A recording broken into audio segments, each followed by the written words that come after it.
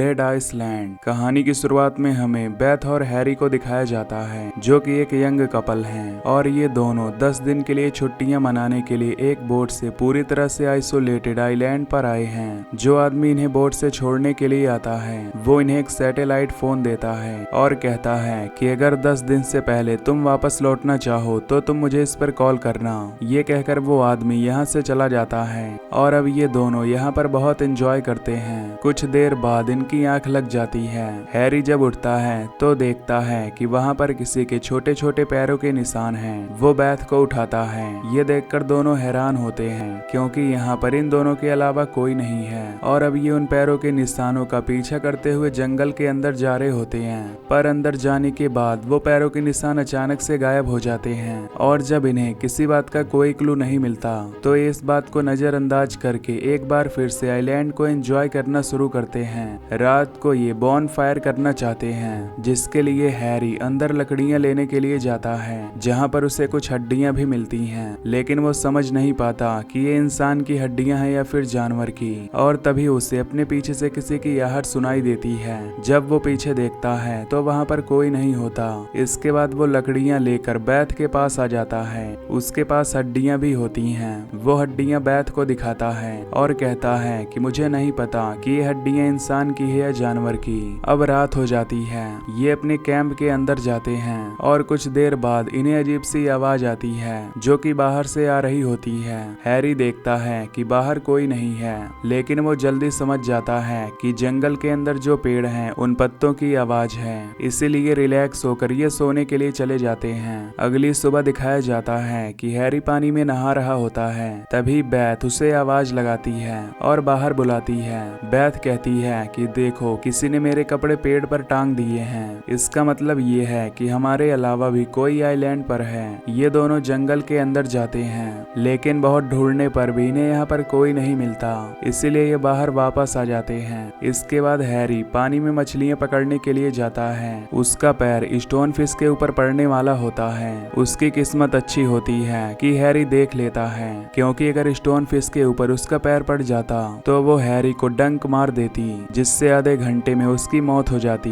अब हैरी पानी से बाहर आ जाता है और तभी इन्हें जंगल के अंदर से किसी लड़की के रोने की आवाज आती है। ये दोनों जंगल के अंदर जाते हैं। कुछ दूर जाने के बाद इन्हें वहां पर एक केबिन दिखता है जो लॉक्ड होता है। हैरी उसे खोलता है और अंदर जाता है। बेथ भी उसके साथ जाती है, पर जल्द ही बेथ वहां से बाहर निकल जाती है।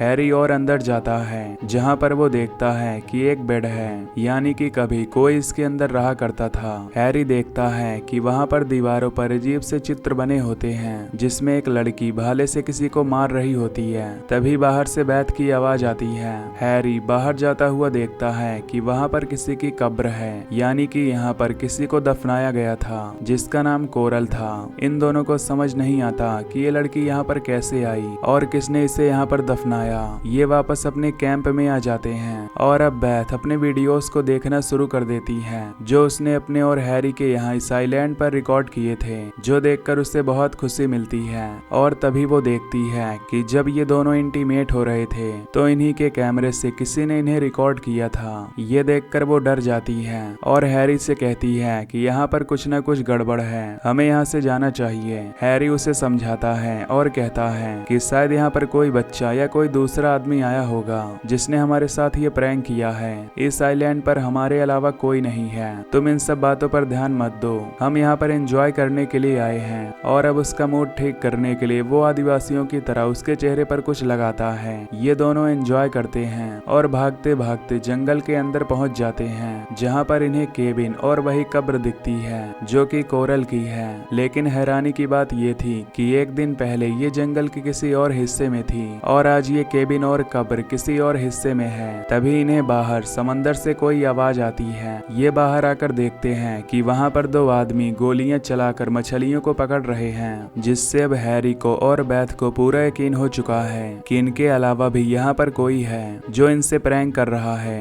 रात को ये अपने कैंप के अंदर सो जाते हैं और एक बार फिर से जंगल के अंदर से इन्हें किसी के रोने की आवाज आती है। हैरी वहां पर अकेला जाना चाहता है, लेकिन बेथ को डर लग रहा था, इसीलिए बेथ भी उसके साथ जाती है। आवाज का पीछा करते हुए ये केबिन तक पहुंच जाते हैं। जब ये उसके अंदर जाते जाते हैं तो वहाँ पर कोई नहीं होता, लेकिन इस बार इन्हें वहाँ पर एक बुक मिलती है जो खुली होती है। ऐसा लग रहा होता है कि शायद कोई इसे कुछ देर पहले पढ़ रहा था। बेथ बाहर देखती है जहाँ पर कोरल की कब्र को अब किसी ने ठीक कर दिया था। इन दोनों को लगता है कि सुबह जो दो लोग मछलियाँ पकड़ रहे थे ये केबिन उन्हीं का है और उन्होंने यहाँ पर कोरल की कब्र को ठीक किया है। लेकिन बेथ बहुत ज्यादा डरी हुई है। उसे लगता है कि कोई सोने के बाद इनके ऊपर नजर रखता है, इसीलिए वो हैरी से कहती है कि आज हम दोनों बाहर ही सोएंगे। ये दोनों बाहर सो जाते हैं और सुबह जब बेथ उठती है तो देखती है कि किसी ने जेलीफिश को बहुत बुरी तरह से मारकर वहाँ पर लटका रखा है। बेथ बहुत ज्यादा डर जाती है। वो हैरी से कहती है कि अब मैं यहाँ पर नहीं रुकना चाहती, हमें यहाँ से वापस जाना होगा। हालांकि 10 दिन के बाद जो आदमी इन्हें छोड़ने आया था वो अपने आप ही आएगा, लेकिन अब इनके पास सैटेलाइट से उसे कॉल करके बुलाने के अलावा कोई रास्ता नहीं है, क्योंकि इन्हें समझ में आ चुका है कि कोई तो है जो इन्हें परेशान कर रहा है। हैरी सैटेलाइट फोन अपने सामान में ढूंढता है, लेकिन उसे सैटेलाइट फोन नहीं मिलता। वो समझ जाता है कि एक दिन पहले जो दो लोग समंदर में मछलियां पकड़ रहे थे उन्होंने इनके सैटेलाइट फोन को चुराया है। उनकी बोट अब भी समंदर में है, जिसका मतलब ये है कि वो दोनों अब भी सी आइलैंड पर हैं। हैरी कुछ दूर जाकर देखता है कि वो दोनों यहीं पर रुके हुए हैं। उसके साथ बेथ भी होती है। हैरी उनसे मदद मांगता है, लेकिन इन दोनों को इंग्लिश नहीं आती, जिसके बाद इन दोनों में से एक बेथ के साथ बदतमीजी करता है, जिस वजह से हैरी और उसके बीच में हाथापाई हो जाती है। पर बेथ बीच बचाव करके हैरी को यहाँ से ले जाती है। इन दोनों को समझ में आ चुका है कि सैटेलाइट फोन इन दोनों ने चुराया है, और जब वो दोनों समंदर के अंदर मछलियां पकड़ने के लिए जाते हैं तो हैरी उनका सामान चेक करता है, जहां पर उसे सैटेलाइट फोन नहीं मिलता। इसके बाद वो बेथ से कहता है कि मैं इन दोनों की बोट पर जाता हूं, जहां पर मैं रेडियो से मदद मंगवा सकता हूं। हैरी उनकी बोट पर जाता है, लेकिन उसकी किस्मत अच्छी नहीं होती, क्योंकि रेडियो काम नहीं कर रहा होता। तभी वो दोनों बोट पर आ जाते हैं और हैरी को मारकर बेहोश कर देते हैं। साथ ही आइलैंड में आने के बाद वो बेथ को बंदी बना लेते हैं। अब जब हैरी की रात को नींद खुलती है तो वो देखता है कि उसके सामने बेथ है, जिससे बांधा हुआ है। वो खुद भी बंधा हुआ है, इसलिए वो कुछ नहीं कर सकता।